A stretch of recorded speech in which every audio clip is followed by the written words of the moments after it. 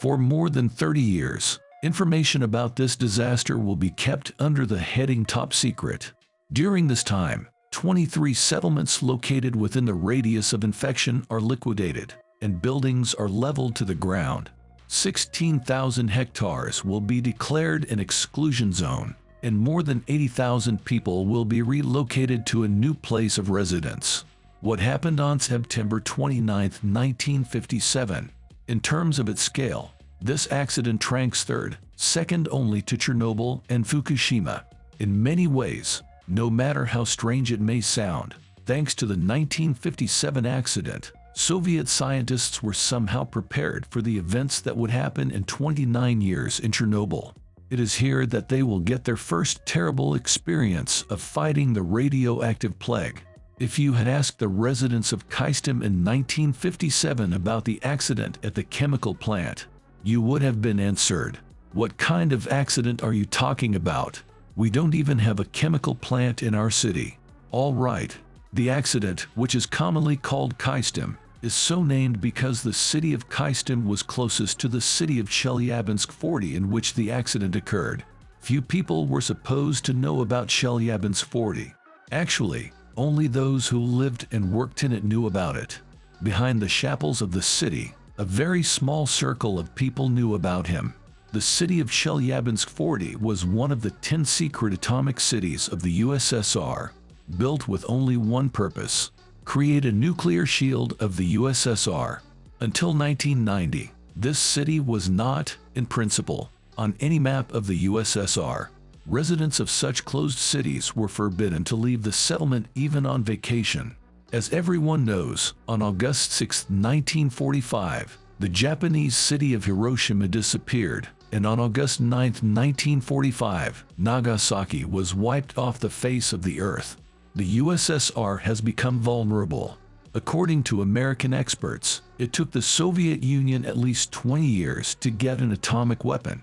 Realizing the critical state of affairs, Stalin set the task for Soviet scientists to create atomic weapons in 2 years.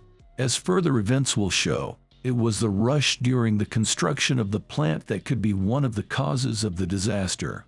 However, about everything in order, the very location of the plant in the interior of the country was not chosen by chance. Fearing a new military invasion, the Soviet leadership chose the most in-depth area, so that in the event of an attack on the USSR, the most important military facilities remained safe. Why was Chelyabinsk 40 so important? At the chemical plant Mayak in the city of Chelyabinsk 40, there were 3 strictly secret facilities, to which not all of the residents of the most secret city of Chelyabinsk 40 were allowed. These secret facilities were 2 factories and a nuclear reactor. At Plant No. 1, plutonium was obtained from uranium. At Plant No. 2, plutonium was purifying, and the very destructive stuffing of the atomic bomb was created. Before the 1957 disaster, emergencies had already occurred at the plant.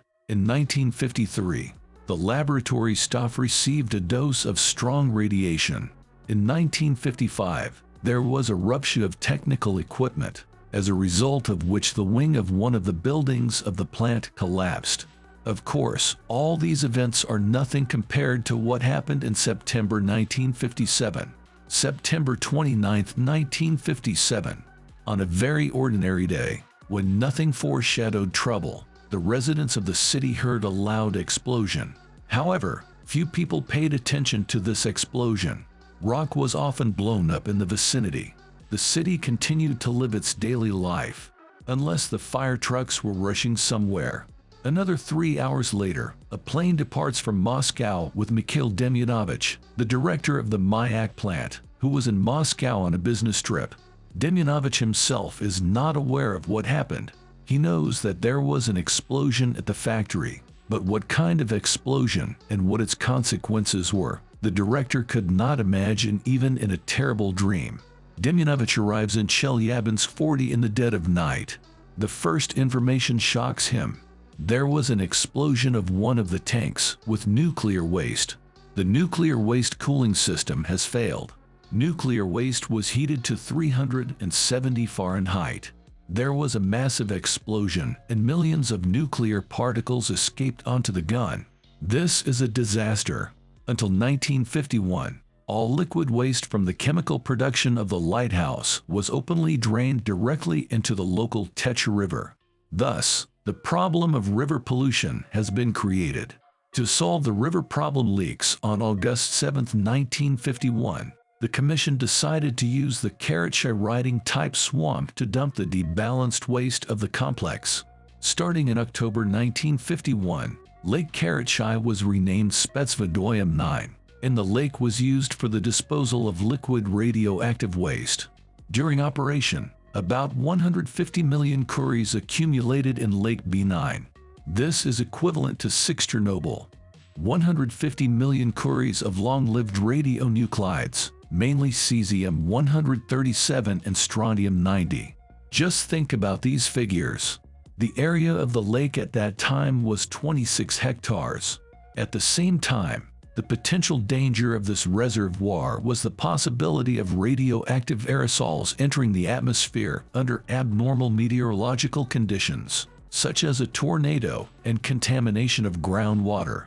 According to the calculations of the Institute of Problems of Safe Development of Nuclear Energy of the Russian Academy of Sciences, in the case of spreading of dust containing radionuclides, the territories of the Chelyabinsk, Tomsk, Sverdlovsk regions and Krasnoyarsk territory, while up to 200,000 people would have died from radiation damage. As a result, the USSR has the most contaminated nuclear lake in the world. And if you put your feet down there or decide to swim in this lake, you certainly won't melt, but you will die in 30 days. Since the radiation dose here is catastrophic, people will have cancer and the human body will simply collapse. Subscribe to the channel and write a comment. See you in the next story.